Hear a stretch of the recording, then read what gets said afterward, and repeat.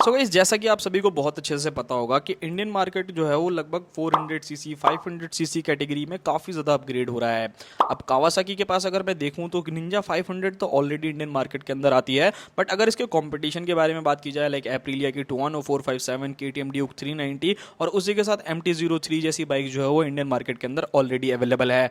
अब अगर किसी को 500 चाहिए तो उसके लिए तो अवेलेबल है, बट अगर उसी को उसका एक नेकेड वर्जन चाहिए तो उसके लिए क्या।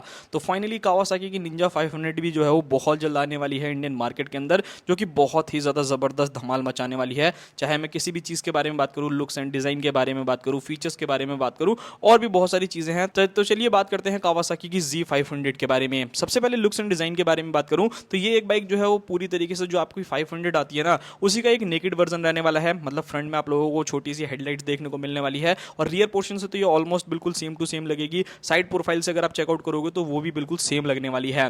बाइक के अंदर जो इंजन यूज होगा वो सेम निंजा 500 वाला यानी कि 451 सीसी का twin cylinder liquid cooled F5 BS6 complaint engine use होने वाला है, जो लगभग 46 bhp का मैक्सिमम पावर और 42.6 न्यूटन मीटर का टॉर्क जो है वो जनरेट करके देगा with a 6 speed gear box. So काफी ज्यादा बढ़िया रहने वाली है, परफॉर्मेंस काफी ज्यादा मस्त रहने वाली है। वैसे तो अगर आप कॉम्पिटिशन में देखोगे तो काफी बाइक्स जो है इससे आगे रहने वाली है, बट डेफिनेटली भाई जिसको कावासाकी की बाइक चाहिए वो डेफिनेटली एक ऑप्शन जो है उसके पास होना चाहिए।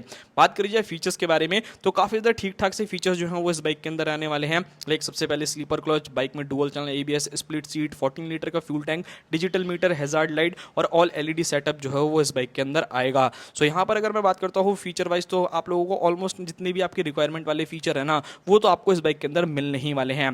बात करी जाए इस बाइक के कॉम्पिटिशन के बारे में तो वो काफ़ी ज़्यादा तगड़ा है, और स्पेशली जब से एप्रिलिया ने कदम रखा है ना इस सेगमेंट के अंदर तो काफ़ी लोग जो है वो उस बाइक की तरफ ज़्यादा अट्रैक्ट हो रहे हैं बाकी अदर बाइक्स को छोड़ करके।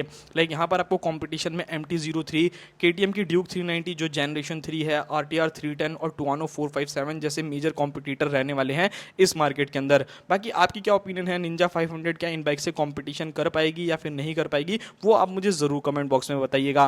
बाकी यहाँ पर अगर मैं बात करता हूँ इस बाइक की प्राइसिंग के बारे में तो ये बाइक लगभग 5,30,000 रुपये के बीच में जो है वो कॉस्ट करने वाली है। बात करी जाए ब्रेकिंग सिस्टम के बारे में तो इस बाइक के अंदर आपको फ्रंट में 310 mm की फ्रंट डिस्क और 220 mm की रियर डिस्क देखने को मिलेगी। टायर साइज के बारे में बात करूँ तो वो जो है काफ़ी ज़्यादा बेटर रहने वाला है। 110/70 R17 आपको फ्रंट टायर, 150/60 R17 के रियर टायर आप लोगों को इस बाइक के अंदर मिलेंगे, और सस्पेंशन में आप लोगों को टेलीस्कोपिक सस्पेंशन फ्रंट में और रियर में आपको मोनोशॉक एब्जॉर्बर्स देखने को मिलेगा।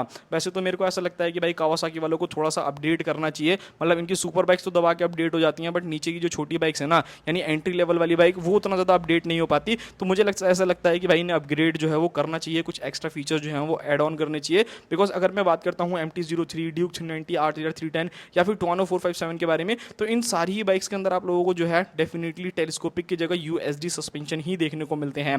बाकी यहाँ पर मैं कुछ चीज़ें जो है वो काफ़ी बढ़िया हैं। लाइक यहाँ पे ग्राउंड क्लियरेंस के बारे में बात करूँ तो 145 mm की आपको ग्राउंड क्लियरेंस मिलती है, और अगर आप लोगों की हाइट जो है वो कम है, मतलब आप एक शॉर्ट राइडर हो तो डेफिनेटली इसकी जो सीट हाइट है ना वो काफ़ी हद तक कम मिलती है, यानी 785 mm के आसपास में। तो ईजिली कोई भी अगर शॉर्ट राइडर बंदा है ना वो आराम से इस बाइक को चला लेगा, उससे कोई भी दिक्कत जो है वो फेस करने को नहीं मिलेगी। बाकी अब बात करते हैं इस बाइक के लॉन्च डेट के बारे में कि कब तक ये बाइक इंडियन मार्केट के अंदर आएगी। तो 2025 के एंड तक या फिर 2026 की स्टार्टिंग से पहले भाई मुश्किल ही है इस बाइक का आना। सो अगर आप लोग इंतजार कर रहे हो, अगर आप लोगों को थोड़ा लॉन्ग टर्म के बाद बाइक लेनी है सो आप डेफिनेटली इस बाइक का इंतजार कर सकते हो। बिकॉज एप्रिलिया वालों की काफ़ी शिकायत तो आप लोग सुन ही रहे होगे कि उनके इंजन सीज हो रहे हैं, इंजन में प्रॉब्लम आ रही है। सो कावासाकी की इंजन की रिलायबिलिटी और स्मूथनेस भी आप लोगों को पता होगा। सो डेफिनेटली आप लोग इस बाइक के लिए भी वेट कर सकते हो। बाकी यही था पूरा वीडियो, मिलते हैं किसी और नेक्स्ट वीडियो में, तब तक के लिए बाय बाय। बाकी आप फटाक से कमेंट जरूर कर देना अगर आपको किसी टॉपिक पर वीडियो चाहिए तो।